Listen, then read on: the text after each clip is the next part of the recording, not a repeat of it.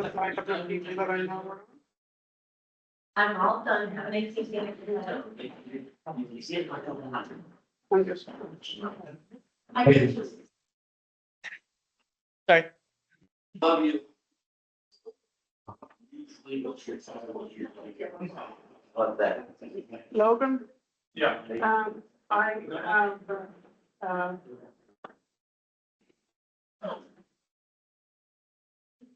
texts are long, so you got something.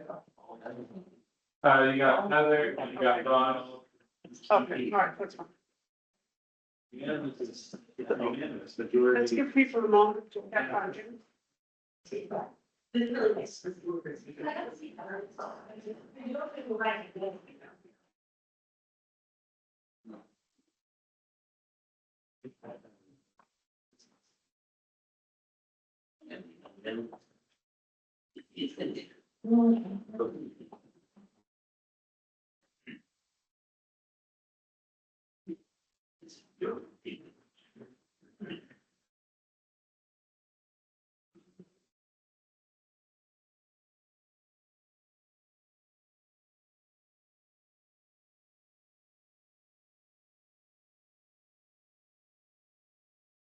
Um, so, okay. All right, so, before we go into, I'll change the order here ever so slightly. Before we go to reports from committees, this evening we should have reports from, services, infrastructure and, safety. Finance is meeting next week. And, legal got moved to later this week, so we have no reports from them. However, before we do that, I just want to give everybody an update on, from our last meeting, the informal meeting, when we were talking about the Dunn warehouse and the contract that came before us.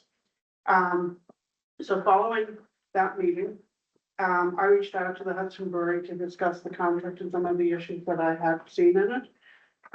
Because of Memorial Day and that I was out of town, we were not able to meet until, Friday the 5th, which is about 10 days ago. There were two issues that we discussed, one of which, they brought up. The contract, had a penalty clause relating to stabilization, and they wanted to see a clear definition of stabilization in the contract. And the other issue, which I was brought up from the perspective of the RFP process, is that we did an RFP process so that we could select a purchaser whose use of the building would be consistent with, the riverfront usage by the community. And for that reason, the Hudson Brewery was recommended by the, committee that reviewed all of the applications. So I wanted to see something in there that said that we're selling the building to this, company with the understanding that it would be used as a brewery, and they were fine with that. I followed up with the mayor's office and with, I think Ken was included, and also our city attorney, briefing them on, the following Monday on the discussion and the two main issues that we want to see in the contract. Spoke with Caitlin this morning, and she's going to follow up with her attorney. They had already been working on trying to make revisions to the contract.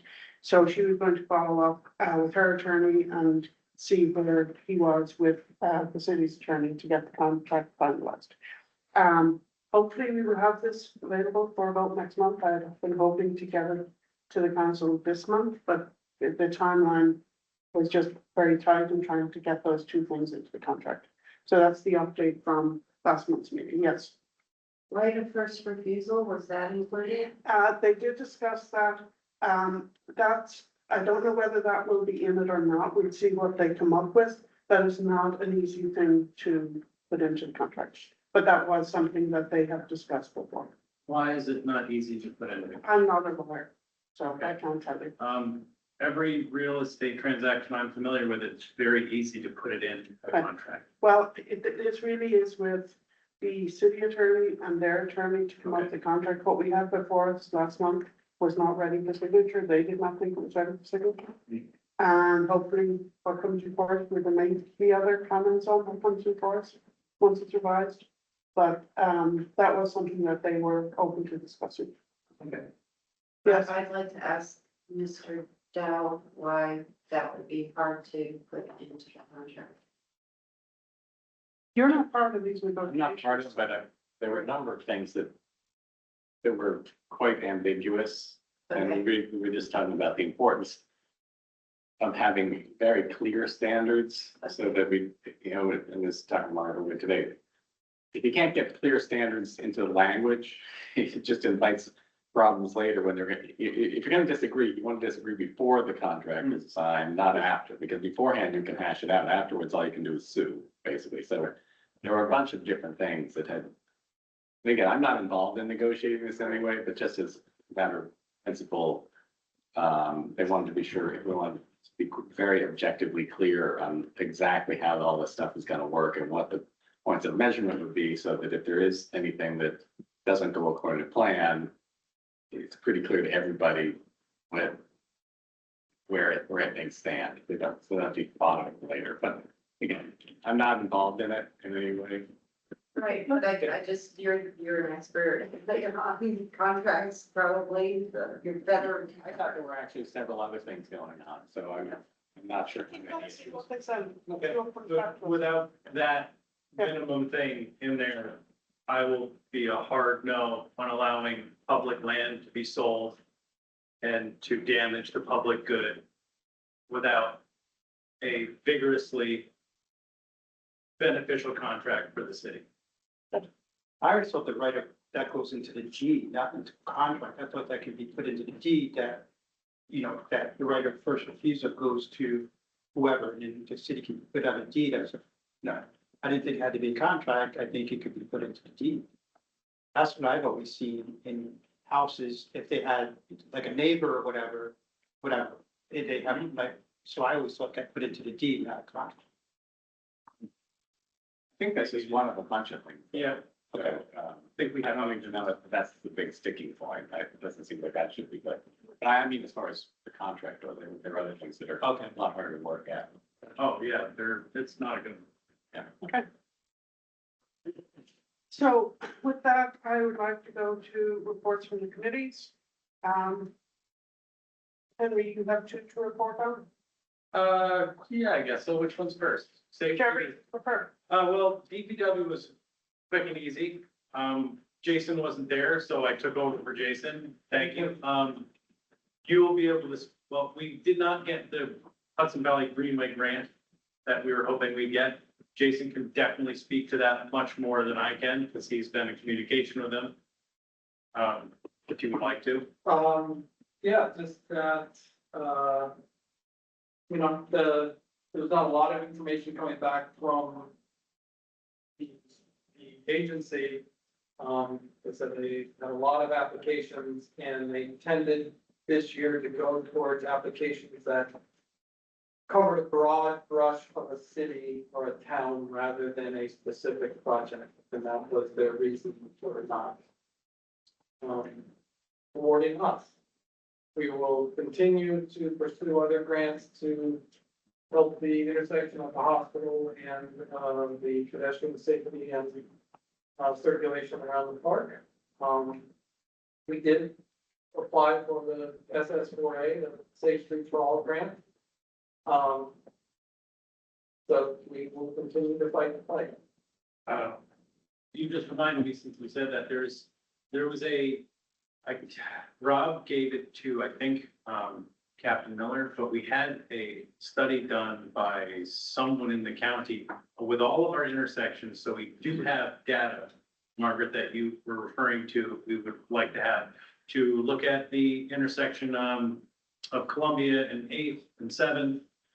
And we have that data somewhere, I think it was given to HPD from Rob just a week ago, so we can follow up and get a relatively current, might have been from the sheriff's department or something like that. Anyhow, back to that DPW meeting. It was quick, maybe half an hour plus. Rob went down the list of a few of the fixes that we're looking at. He is still going to try to figure out how to plan for the sewer project on Columbia in terms of the the physical scope of it, the holes are much larger, I think 8 feet wider than we thought originally. The catch basins are 12 feet instead of 4 feet or something like that. So it's gonna be, a little bit more planning to get the traffic flow to be appropriate, especially for coming into the winter. Had some discussions on that, and I know in the past, it's been an easy route to send trucks down State and Third, and, we're gonna try to veer away from that and, keep trucks on the eastern truck route as the, detour for this construction, instead of having 2 detours, just everyone go up Upper Warren and out with it. So a little bit more there for him to get back. It needs to be worked on, but that's the goal at the moment. We got the signs installed from safety the next day or within the 2 days of discussion, and we're gonna work on another few signs that we all pick out. I saw 6 in Columbia, that's no right turn on there. No, yes, 6 in Columbia does. I know, it just goes. Oh, it does. Oh, I'm sorry. Yes. Yeah, no. So that was pretty much the DPW meeting. It was just an update from Rob. Not too many things are broken. Sewer revenue is at 54,000 for the month. So moving in an okay direction. The safety committee meeting, I will try to be brief. It has 5 pages of minutes. With the addition of code enforcement, it felt like a really good fit with Nick. He is going to be able to address a number of issues at the committee meetings. Hopefully we'll limit some of his time or his office's time during the week with reaching out to the public or answering questions so they don't have to email him so much. He's going to start working on the vacancies, which I think we all saw the emails. Yeah. I think he has 50 earmarked right now, but just needs some clarification on definition and how we are going to proceed, because currently in the code, it does not speak to demolitions, and if we end up with several dozen houses on the vacancy list that require demolition, are we gonna be left with chained off grass yards for an extended period of time? So best to move forward with Ken and get us some language in the near future before we really proceed with those on the vacancy list.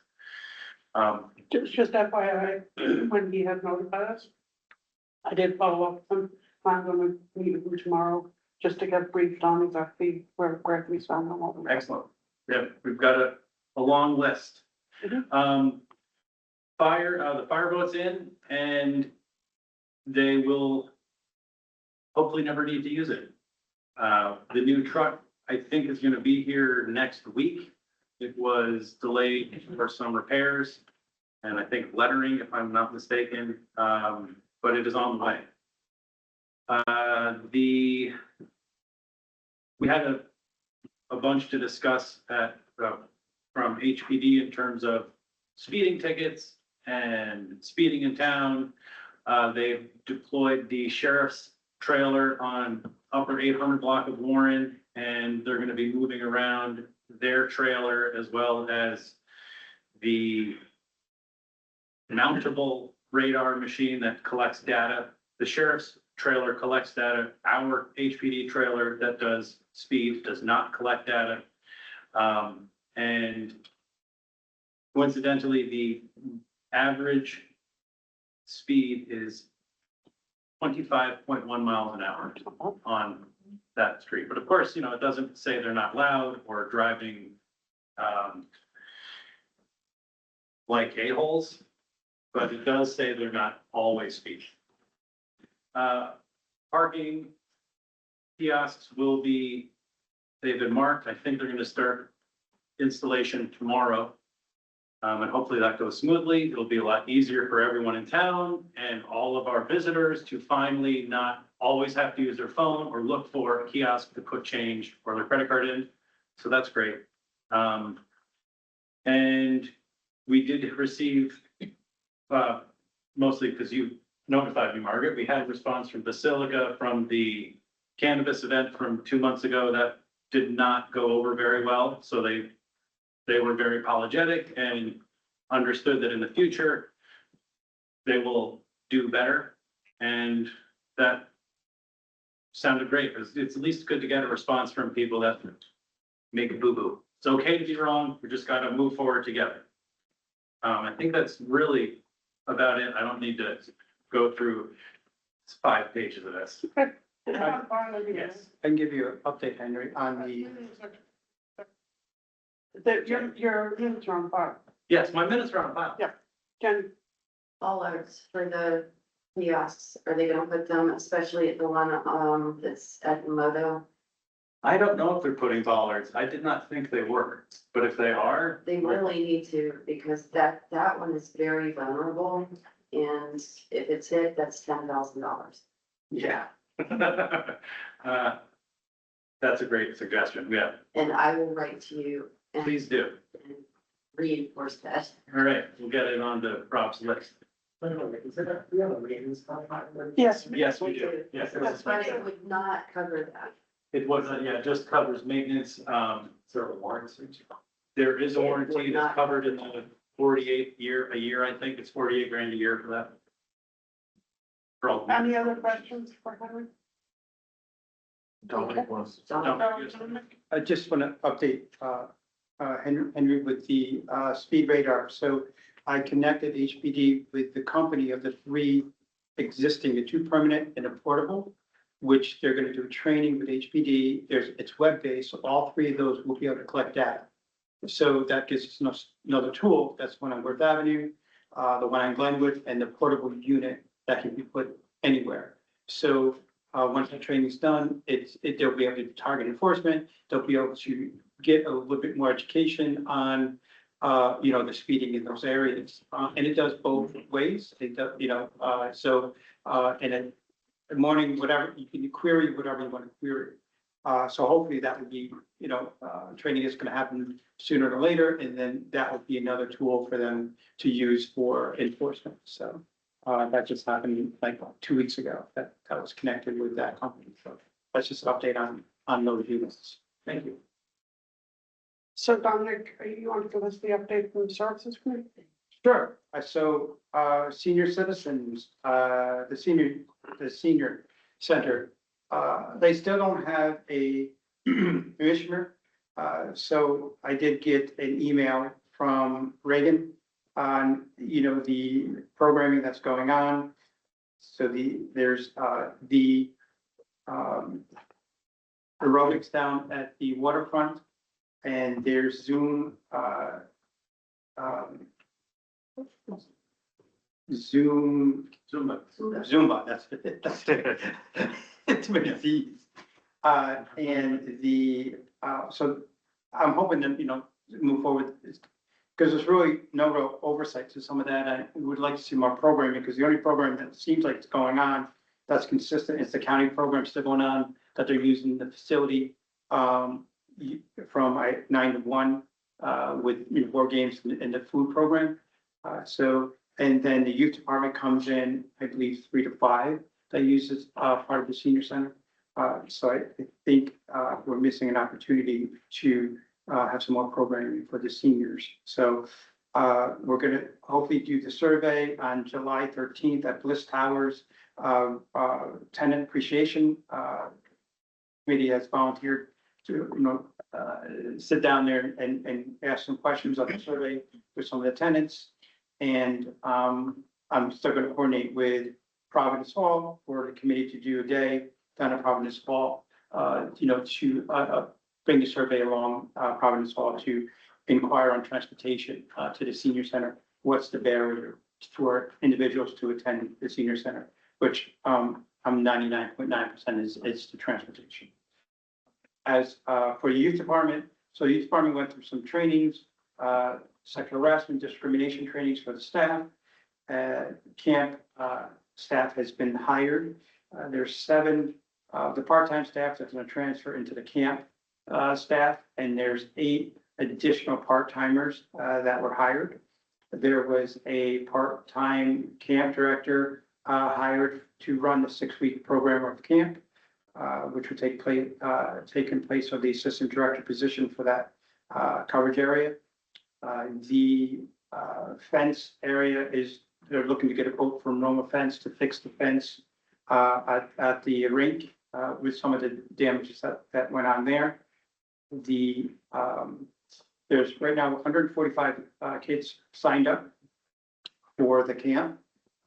So there is a waiting list right now for camp, including the part-time staff. I believe there's 5 or 6 full-time staff that's going to also be working, the camp programs during that time. They did a bunch of field trips in collaboration with other agencies in the community, which seemed very educational and very well attended, according to Calvin. And just let me, okay, so give me 1 second. I did inquire about just an update on fingerprinting. So any staff over 18 is fingerprinted through, it's not ink and roll anymore. It's electronic, it's instant. Calvin gives the results of the fingerprints and to determine the results of the fingerprints. The youth department has a budget line to pay for the fingerprinting, which I think at one point was like $95 per fingerprint. And so according to Calvin, everyone over 18 that is currently employed has been fingerprinted. The fingerprinting is what they call CBC. It's a criminal background check that is continuous. That means if Henry gets fingerprinted today and he gets arrested in 2 weeks, Calvin would get an alert that he's been arrested. And so don't do anything, Henry. They've already got mine. And so that's another that Calvin gets. And that was a law that was passed back in the day because of some incidents that happened at the youth department that requires anyone over 18 working with the youth department has to be fingerprinted. And that seems about it in terms of, I did talk to Calvin briefly. It's not on these notes, but just to let people aware that the dock was damaged and half of the dock has to be repaired. So the dive team has to go in and retrieve the dock. There's no time frame on how long that's going to take. The swimming is open now from Thursday to Sunday from 11 to 7. And during camp hours, open swimming is going to be from 3 to 7.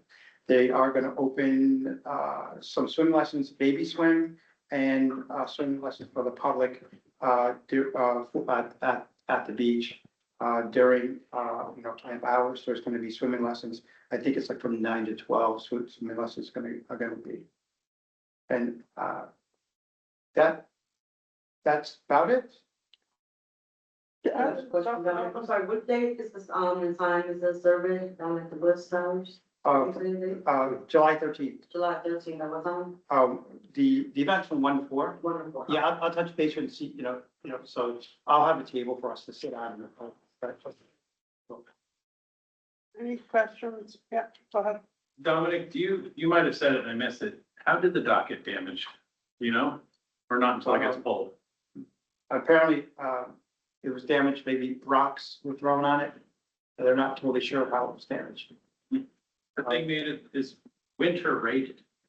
I mean, that again, that could be a consideration. This is the first year the dock stayed in. Yeah. So that definitely could be an issue. Normally in the past of the day, we pulled it out. So, it could be an issue. So I think moving forward, I think the dock needs to be just to be safe. But floating dock, the fishing dock. Not the fishing dock, the swim dock. Yeah. It's in kind of like in the float, yeah. Oh, sorry. Go ahead. Is that it? Do we have any comments from the public? Yeah. Okay, go ahead. Yeah. Yes, can you hear me? Yeah. Is that a yes? Yes. Well, I'd like to speak to the dock issue, but also I wasn't given a chance to talk after Henry spoke, so I'd like to ask a question of Henry as well, if I could, right? I'll make a comment about the dock if I could. I also noticed that this was the first year in 10 years that the dock was not removed for the winter, that it was left in. And I could almost be sure that the damage was caused because of all the ice that formed around it and under it and on the sides of it. And I would suggest that somebody find out why that dock was left in the water for the winter. And if it was supposed to be taken out, who is to blame? Because it never should have happened.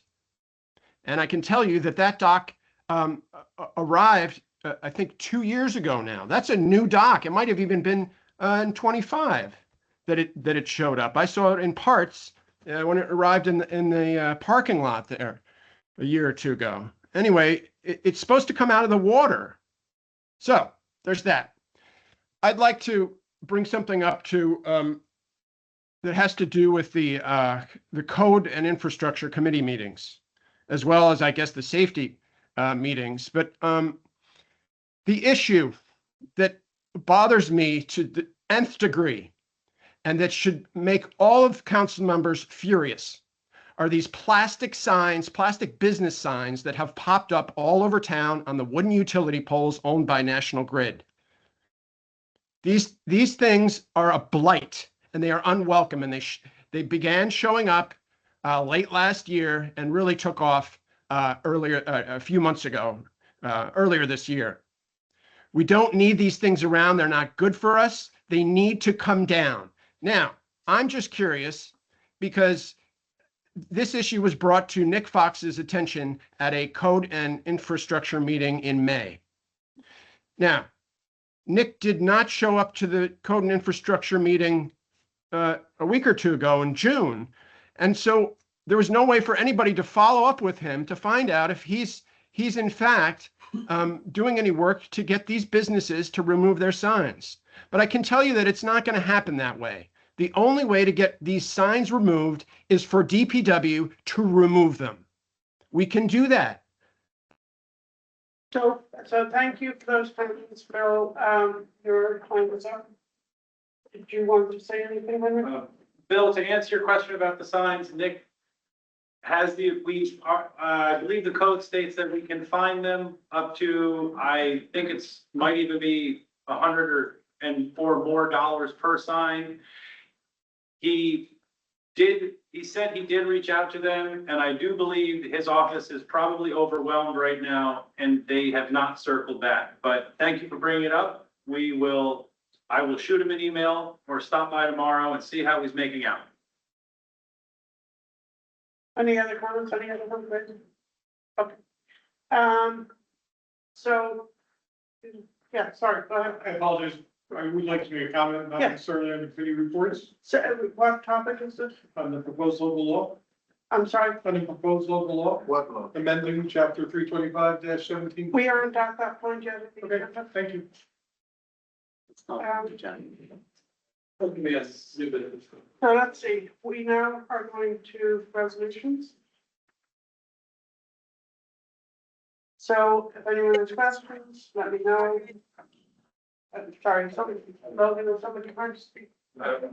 Margaret, I'm trying to, did you ask if there was anything I have one question, but I don't know if it's appropriate or not. So what's the topic? The topic is around the lake and the camp. Okay. Is it a question for Dominic? For services, please? I don't know. I think it is, but you Okay, can tell me go ahead. appropriate ahead. or regional. Can I ask? Carla, go ahead. Okay, so Dominic, again, if this is not appropriate or this is not the place or please direct me. So is it, I know that the Hudson Camp has the lake during the day, Monday through Friday, but is there my understanding is that Perfect 10 doesn't have access to the lake until after 3 o'clock, and their program's over at 3. And I wondered if there was a precedent sharing the lake. Carla, you're breaking up a lot, so could I suggest that perhaps you send a communication to Dominic? I mean, I can answer. Okay, go ahead. So Carla, the camp is run overseen by a permit by the Department of Health. And the Department of Health, anyone on site from during camp has to be, part of the camp, according to the Department of Health. The camp, it opens up from 3 to 7 for the public. However, right now, until camp starts, from Thursday to Sunday, I believe it's 11 to 7, that the beach is open. Yes. So I don't know the ages of, Perfect 10. I don't know if, I know the membership now that it is, closed for the camp. So, but I mean, a lot of the regulations are done by the permit from the Department of Health. They have to have a certain amount of numbers and it has to be a closed site according to Department of Health for safety. I'm sorry, thank you, but can you just, it needs a closed number for what reason? And It's a I'll go to, it's a closed site, the Department of Health permit. So during that time, the site is closed unless they're camp members. It's not got open you. to- Right. And that's Yeah. the Department of Health regulation? Yeah, for the permit, for the Department of Health issues the permit for the camp. And the camp has a safety plan. Part of the safety plan is, and it has to be, again, it has to be a closed site, only campers only can be using the site during that time. Now, again, I don't know the ages of Perfect 10. So, Great, I'll follow up. But then, Okay. did I hear you also say, though, that during camp, there's going to be open swimming lessons? So the public I can go there believe for swimming lessons? just for swimming lessons, I believe it's 9 to 12 in the morning, but it's only for swimming lessons, I believe. You have to check with Calvin because there's Okay. a sign up for that too. But I believe it's from 9 to 12 swimming, because what happens is that area is closed off. So the campers aren't there during that time, from my Got you. understanding. Okay, all right, thank you. Yeah. Thanks. Okay, so, moving on, yes, Lloyd? Just clarification, when we talk about Department of Health, we're talking county. Yes. Thank you. Moving on to resolutions. No other things to bring up? Okay, first is Commissioner of Deeds. And these obviously are all going to be, due to be voted on next week. Next is, the, resolution authorizing the mayor, to, sign a quote provided by Columbia County Real Property Tax. This relates to the reval. Our last reval was in 2018, 2019. If anyone has any questions on that? Jason? I commend the mayor for taking this up. I noticed the timing is quite delayed. I asked him about it and he mentioned that the Columbia County Real Property Service, Tax Service, had others booked ahead of us.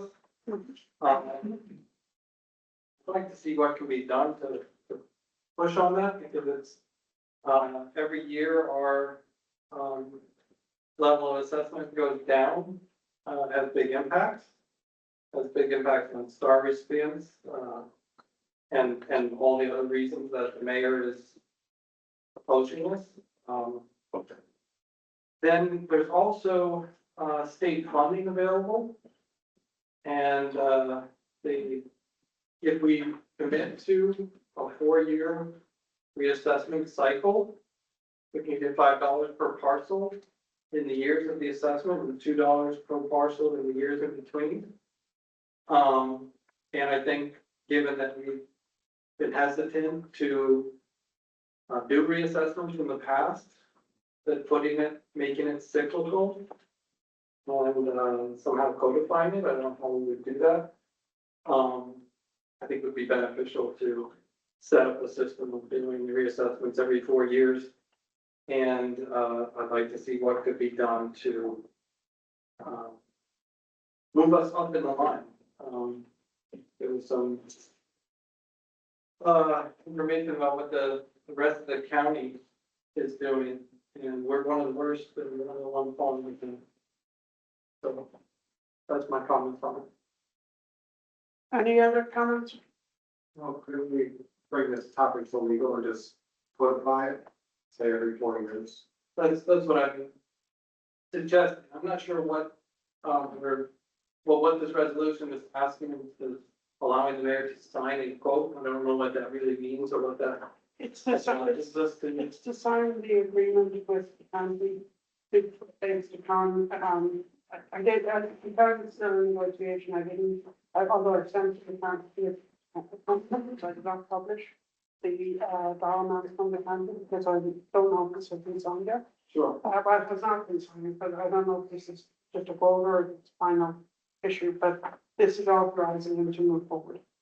And given that it's quite delayed, I would think we have a little bit of time to, if anyone else is. Yeah, I mean, I agree with you that having regularly scheduled assessments, takes it out of the political arena. And it simply becomes something that you do as a matter of business. Yeah. And then it's just, that's the way it happens. It's time for it, you do it, and then you stay. And that is what the state recommends, that you stay current. So I do agree.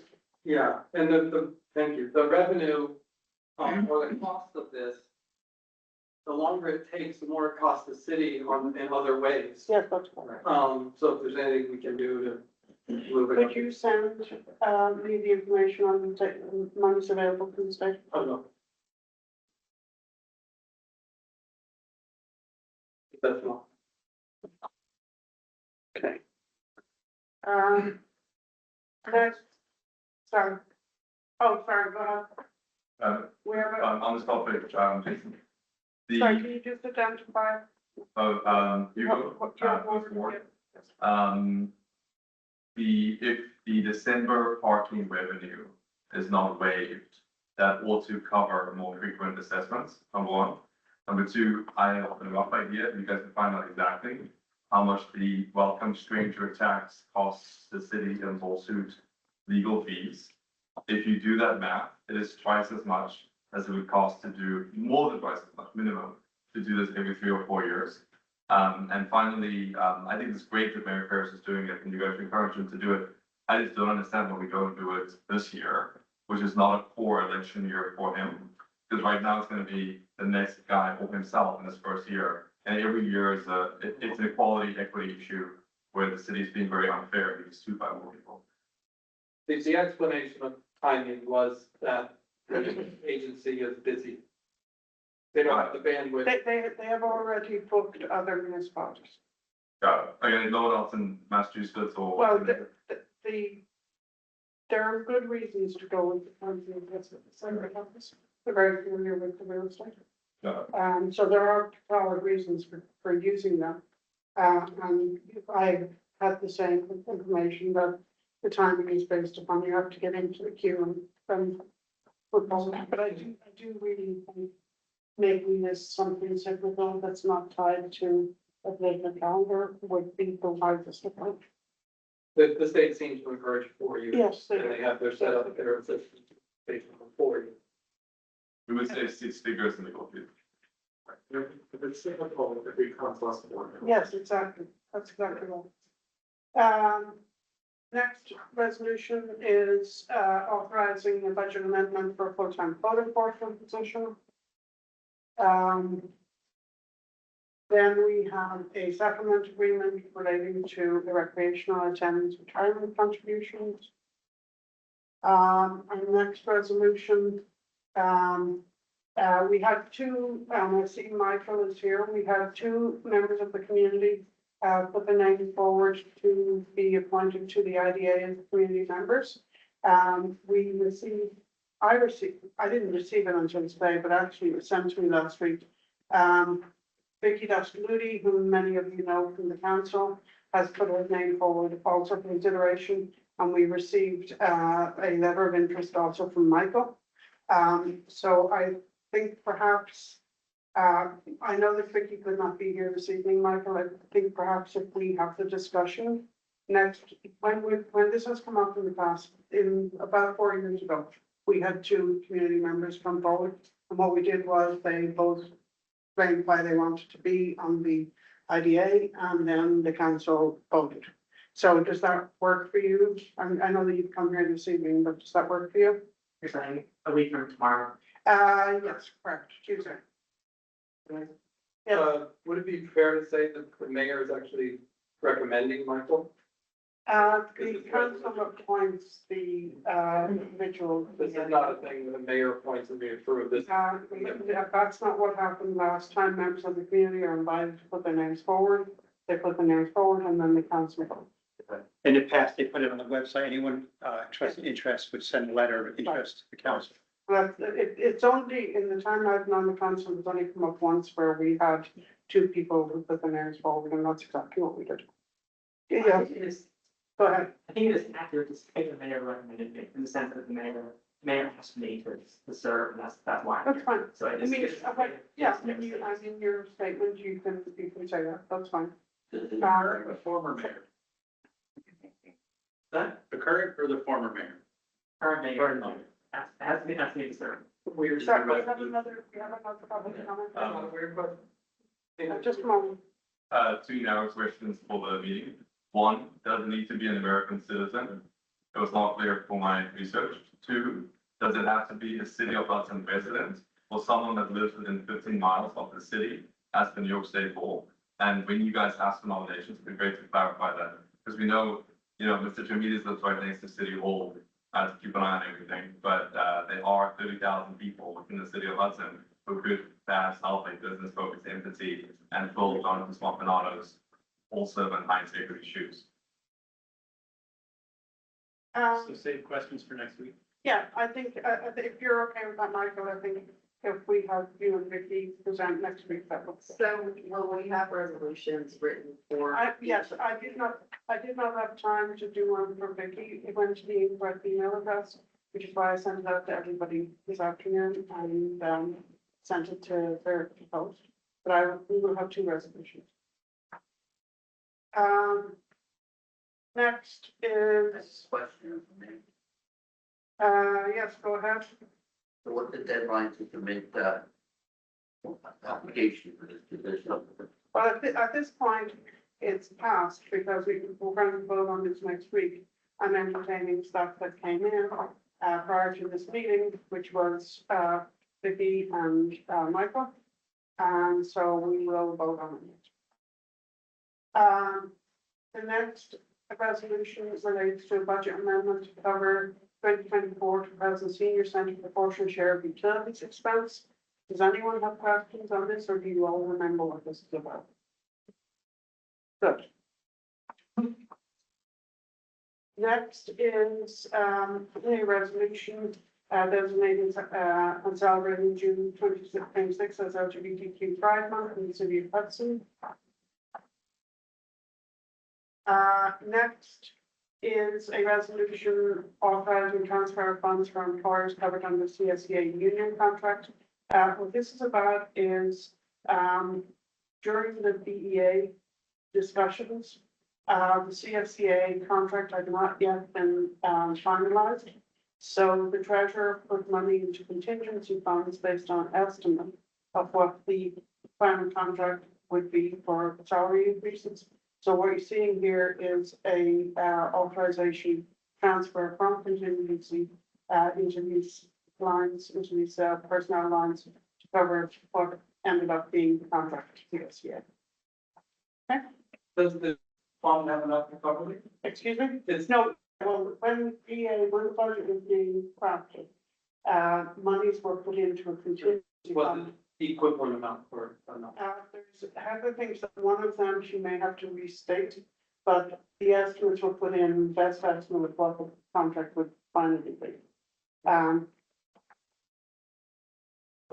is, but it was budgeted for.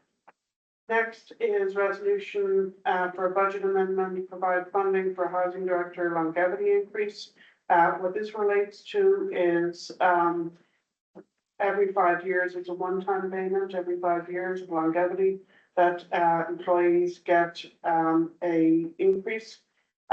This will move money into housing director personal services, coming from grants, and the way this money flows for that position is that the city pays salary and benefits, and once a quarter HCTPA then reimburses the city for the cost of that position. Any questions on that one? Dominic?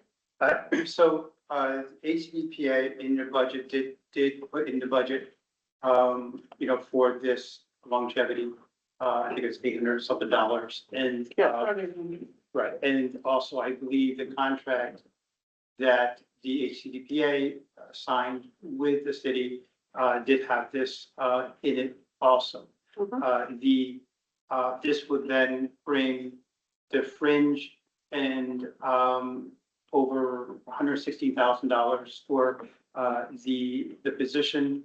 The caution is, and it doesn't have to do here, is moving forward, the grant, don't know if it's gonna have enough money to fund another year of that position. So, there's gotta have some conversations on what's gonna happen with the position and the funds. So, because there's other, budget things that needs to be paid with that, grant, that needs to be paid also, not just the salary. So, there's gotta be some thought and consideration on moving forward, where's this position gonna end up if we don't move forward, so.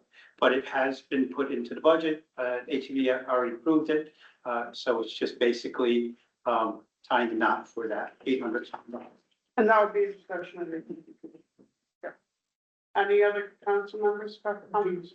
Do we need to, what Dominic just said, do we need to think about that position and it going forward, or who will, It's an HCDPA issue. so they'll handle it? And also the mayor. Yeah. It's administrator, the mayor. And any other council members? Okay, we have a member of the public. Did I hear $116,000? Yes, we did. And what's the increase? This is a longevity amount, every 5 years. No, I'm wondering how much is the It's increase? $879.45. That all, 879? Yes, it's every 5 years employees get longevity. Jeffrey, I beg your pardon? and who's the individual receiving the increase? It really is irrelevant. Who's holding the position currently? It is the housing, you can look it up on the Is it website. HHA? It's the housing, the housing director is eligible for longevity increase as of June 1, 2026. Or did you say? So that's all we have on that.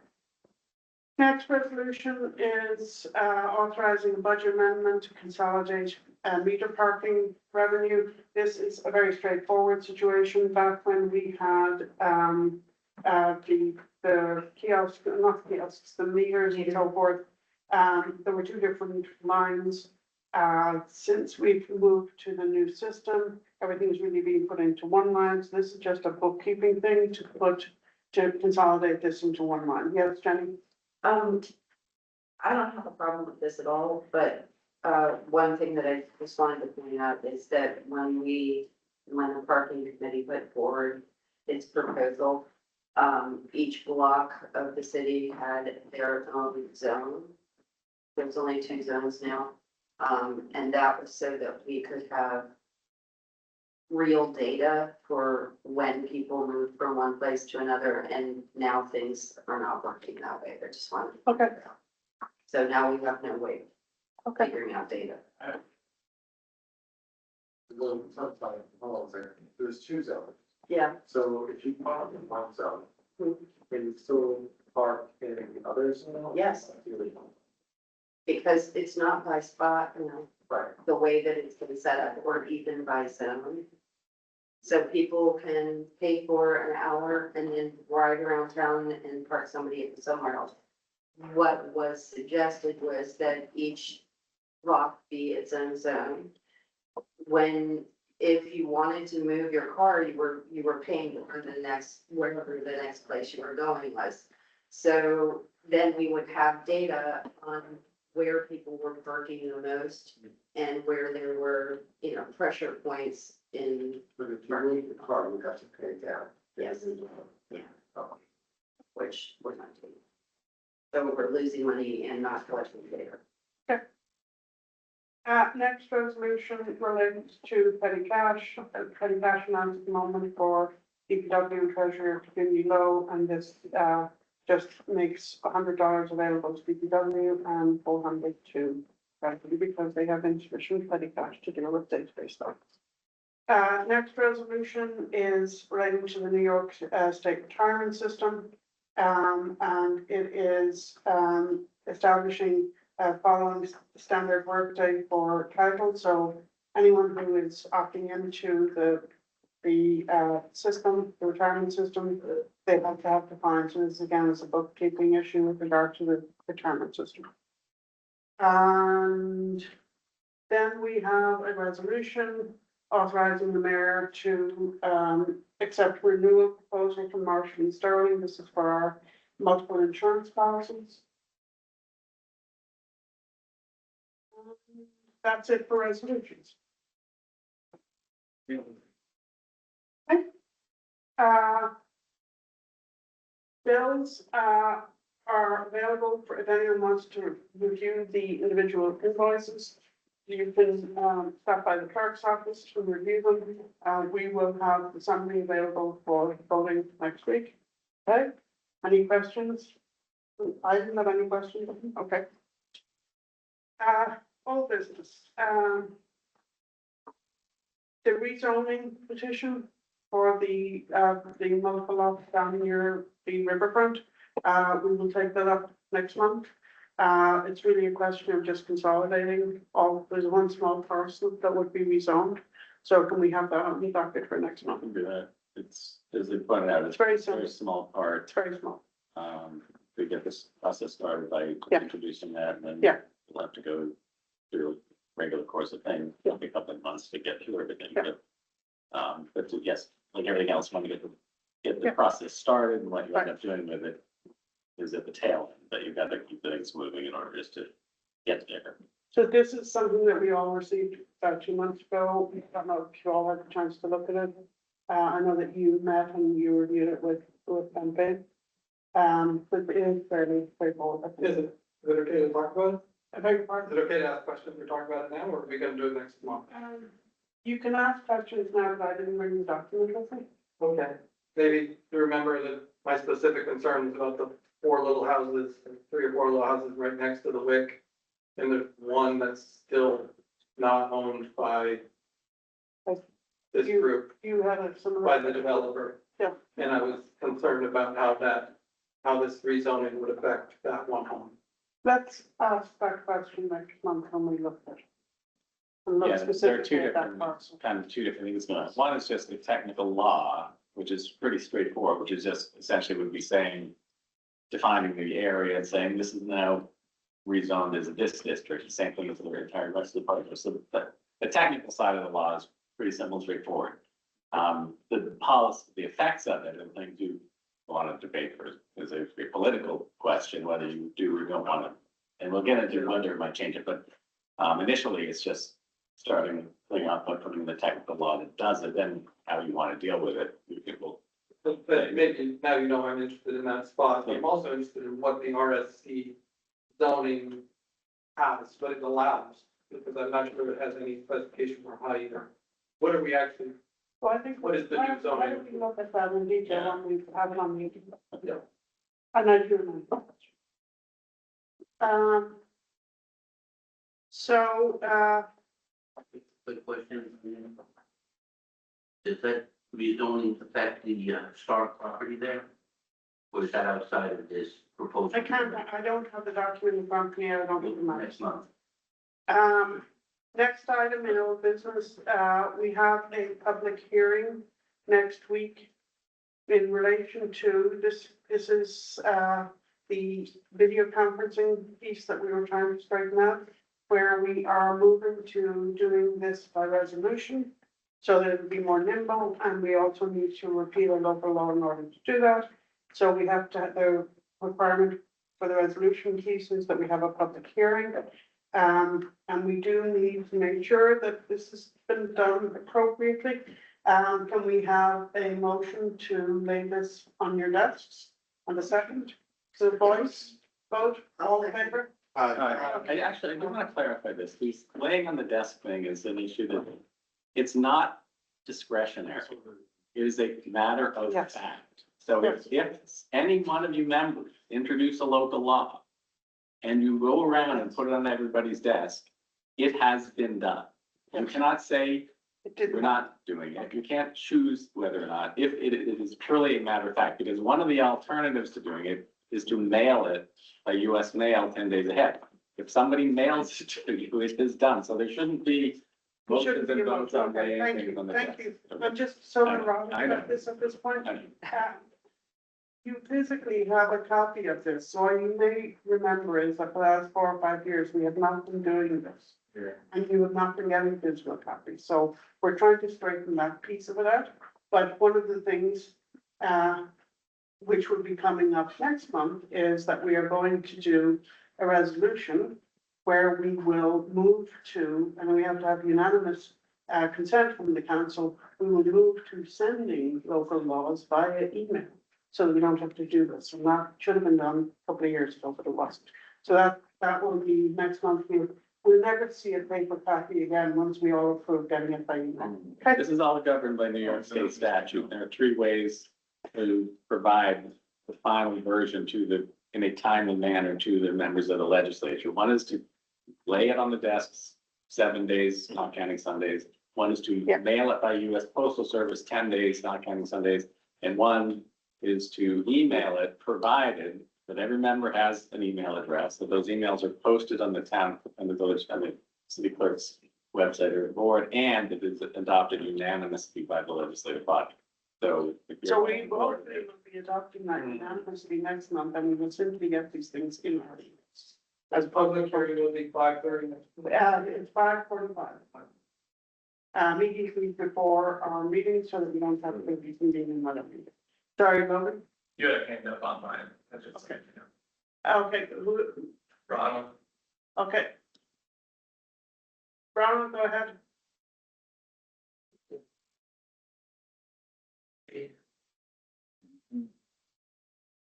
Ronald,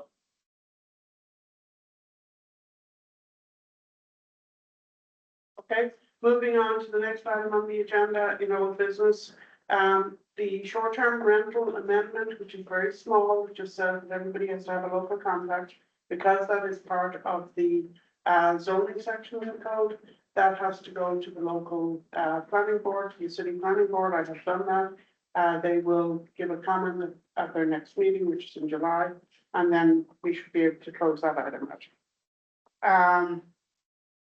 Under new business fee schedule, that will be discussed at finance, which is in next week. And then we will be bringing the revised fee schedule to the full council for your review. Yeah, Sorry, since you mentioned the planning one. We also sent our law clarification to them. I'm going to get to that. When we get, I want to go through the agenda and I'm going to get to that at the end. Okay?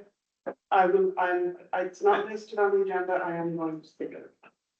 And we have a member of the public who wanted to speak. Okay, so the other item is, as Jason has just pointed out, we referred a revision of clarification, local law, to both the county and to the local planning boards. The local planning board has asked for a meeting to explain legislative intent of that law. We are in the process of trying to schedule that. They will not be taking that up until July. Regardless of, what advice they give or do not give, we may or may not take it up for a vote. We don't know, but we're not going to be discussing or taking any action on that clarification until both planning boards have had an opportunity to respond to us. So they get 30 days to respond.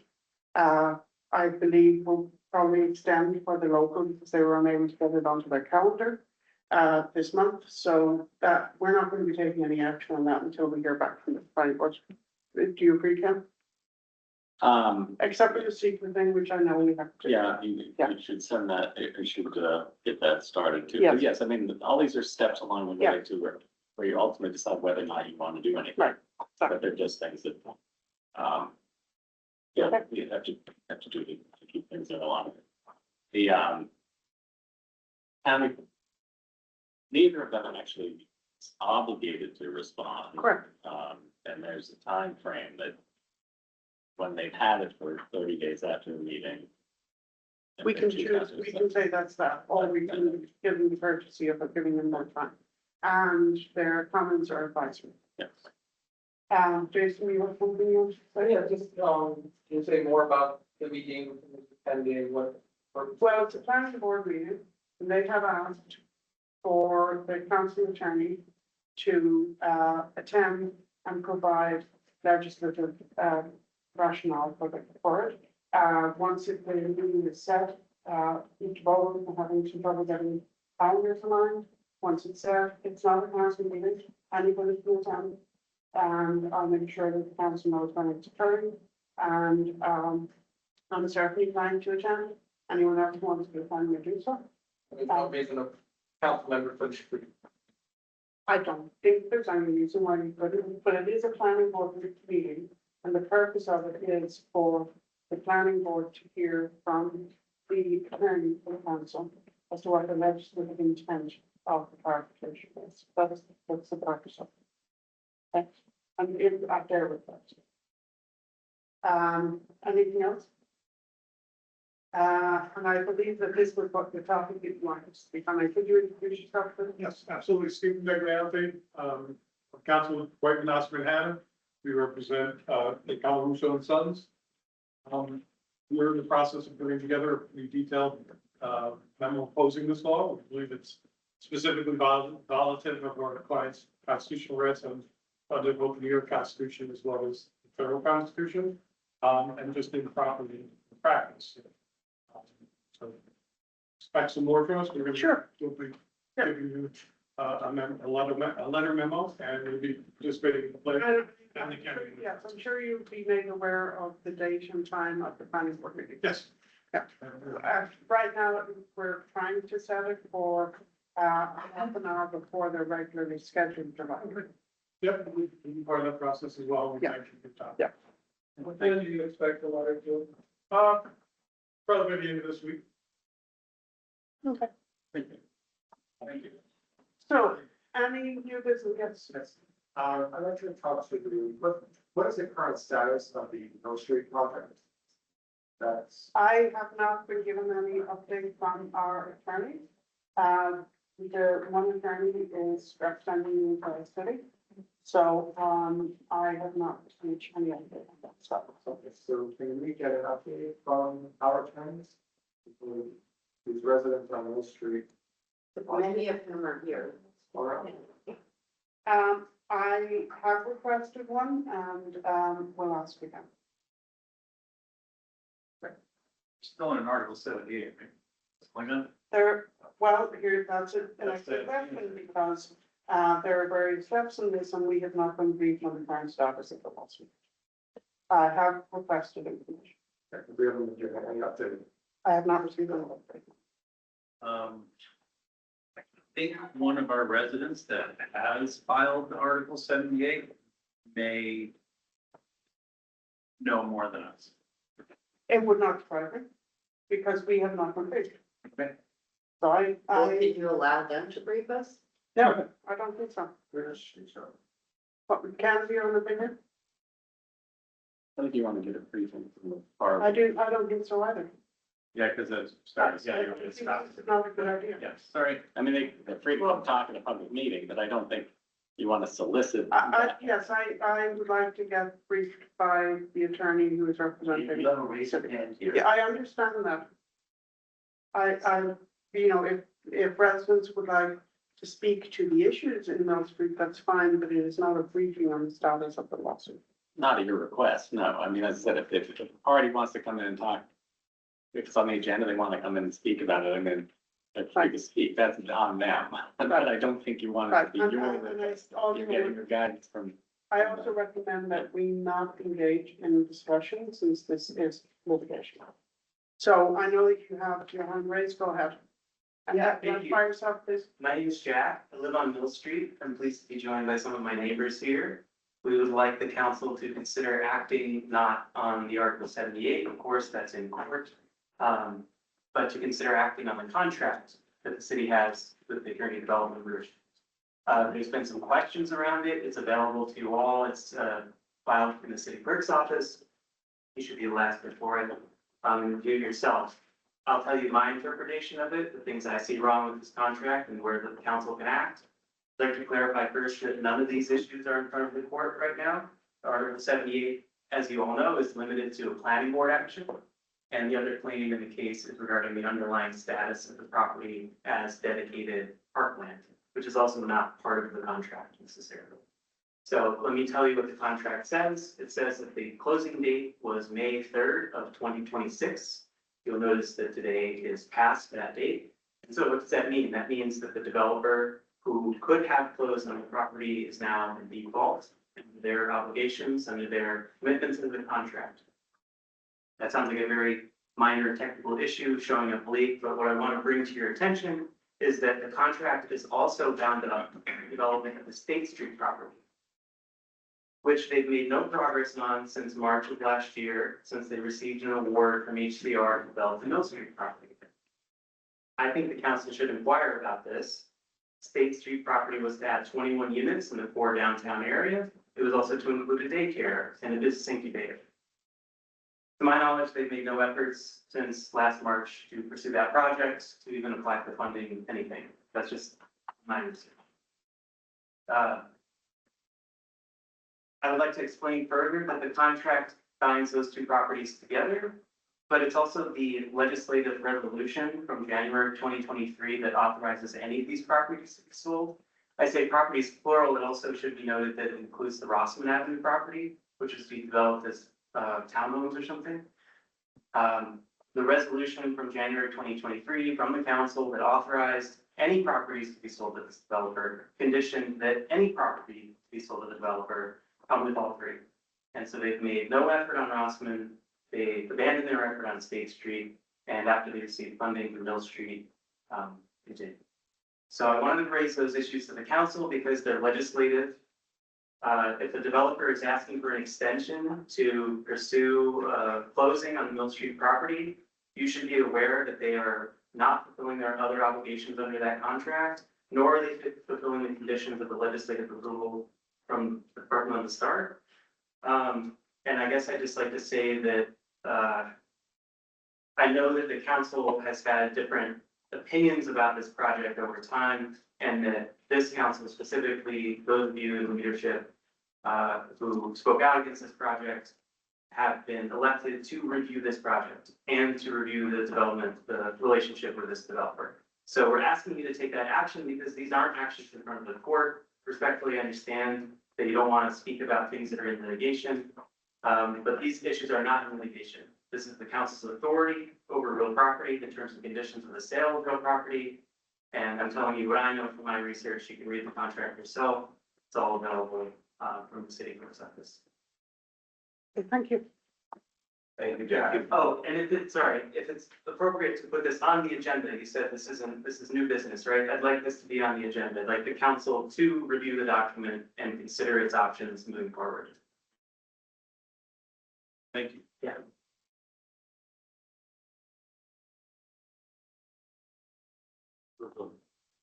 That's, We started new business? do you want to talk about those? No. Do you want to talk about those? Yeah, it's just a brief question. Identify yourself, please. You go first board. Oh, you moved. I moved, sorry, I get my seat to, Mill Street, many would agree is a flood zone. Albany has given money for housing. That housing could be applied to other sites that have been pre-approved in the city of Hudson, I believe, speaking on the correction. So it is mystifying why the housing justice director that you are giving a raise to now statutorily every 5 years has not made a move to relocate this funded project to another site that is not in a flood zone, does not have real deed property concerns, which will unequivocally keep this in court for 5 years, because several environmental groups have not paid attention to this issue. And I don't know if it's within the common council power, but if you can somehow legally request the housing justice director as part of the executive of the city to answer in writing why a new location has not been identified, because it is delaying construction of housing in a city that claims to not have enough housing at all price points.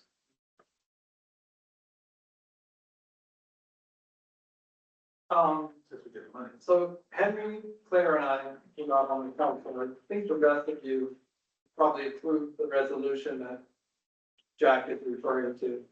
And I just want to ask my fellow council members if there's any regret, any feeling of that, what I think has happened since you approved that is different than what you approved. So And whether that's rhetorical. I'd like that to could be respectfully suggest that if we want to put this on the agenda, we can put it on the agenda and we should discuss it. And I would like, when we do meet, I will follow up again and try to get an update from the lawyer that is representing us. And you have not asked made any statements that I haven't asked questions about. I think we probably need to go into an attorney-client session to get briefed so that we understand what the situation is. I don't want to get into it right now because I don't want to, I don't really want to speak to the legal issues involved. Yes. If it is gonna be on the agenda next month, may I ask that we add the current agreement for sale that was from 2023 that is filed at the clerk's office to be part of your notes? Oh, yes. Thank you, 'cause I just read it, Yes. Briefly. Yes, I know. I have asked questions. not read it, but sounds like we got that money back. I've asked questions. Just two quick points if I may. So my objection to Mill Street from the very beginning was the developer said the flooding would not be worse. I think that's not enough of a standard. I think we have to improve in all these endeavors. Second, I'm against the whole idea of just selling city property. And that's all I have to say on that issue. With this is, which we have heard you, we will put it on the agenda. We will have a discussion. But I don't want to discuss it further. Dominic, you had something else you wanted to bring up? Yes, I just want to thank Henry and Jen.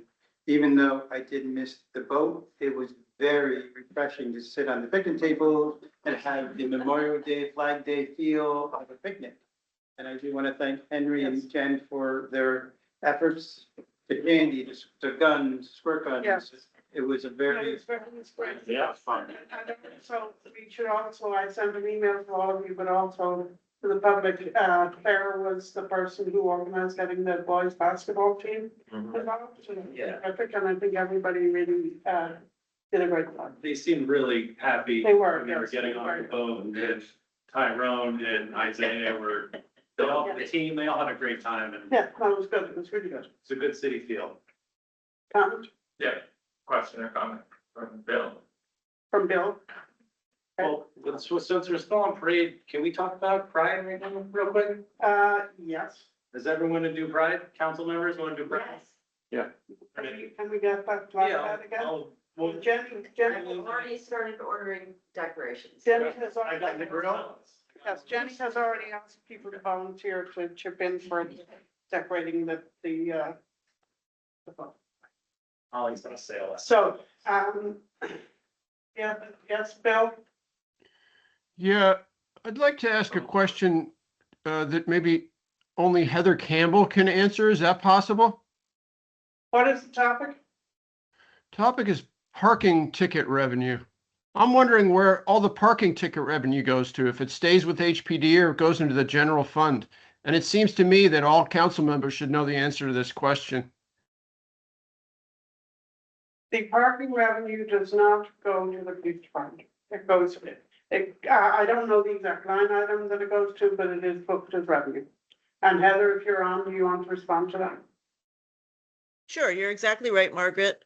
The parking ticket revenue is a general fund revenue line item. None of the departments citywide, and this is a New York State accounting thing, none of them, unless they're created as a special fund or a special district, they don't get to quote unquote keep their revenue. It's revenue that is earned on behalf of the city, and that revenue is used to help provide the services across the city. Thank you, Heather. Yes, I have an answer to Jason earlier in the, for the zoning, for requirements, relating to the, I don't know what you're gonna call it, the, Ben's project on Tanner's Lane and Cross Street. In chapter 325.32, is the page, it's 325.32 is the page, it's chapter 325.28 has all the building requirement sizes and zoning for the waterfront in the LWRP area, and it is very clear. So they would be looking RSC? regardless, anything built down there has to follow that code, and those would be the ones that there would be looking for a variance on, which would be building size, lot size, and view shed obstruction. we'll go through, next one. Topic? New business. So Lloyd Olden Kenny, and when it comes to the Pride Parade, I tend to be part of the Hudson Choir, which I recommend you all become members of. You know, we're gonna be doing band thing, please. Sorry, can you? I'm Lloyd Olden Kenny, not just, if I may introduce myself, I'd like to speak to another issue. Not just any casual observer, but a steady hand in a wavering sea, originally your voice of reason, harmonizing with grace, adroitly representing sanity and decency, honor, if not honor, the savior of the tree of peace, which I'd like to speak to. Sorry. Now, if I may just finish this, I do really have quite the visionary gift as well as gifted visionary. I would like to know the status of the tree of peace. Right now, I say, because I think I deserve to be heard on this. I pulled that tree off the edge of a cliff, and it's representative of what I am calling an insult. An insult that that tree was found itself uprooted May 1st or April, and for 2 weeks, nobody did anything until I took it upon myself to do something. I was heckled by a member in this council. It was just insulting. So I want to talk to, I want to know, I want a firm accounting of the status of the tree of peace. I believe it's locked behind a gate. It's not available to the people of the city. It should be available, meant for the people of the city, not to be, what's the word, ensconced away. It shouldn't be ensconced away. Now, on that same subject, there's violence in this. That's city. 2 minutes. That's two. No, and then this is like a whole. Lloyd, I'm sorry, you're out of order. We will, sorry, just a moment, please. And I do feel it on my mind. Lloyd, you're out of order. There. We will look into the status of the tree, Thank you. and we will make an announcement at our next meeting as to the location and status of the tree, and that's it. I do not have information today. Thank you. Do we have a motion to adjourn? Motion, second, all in favor? Aye.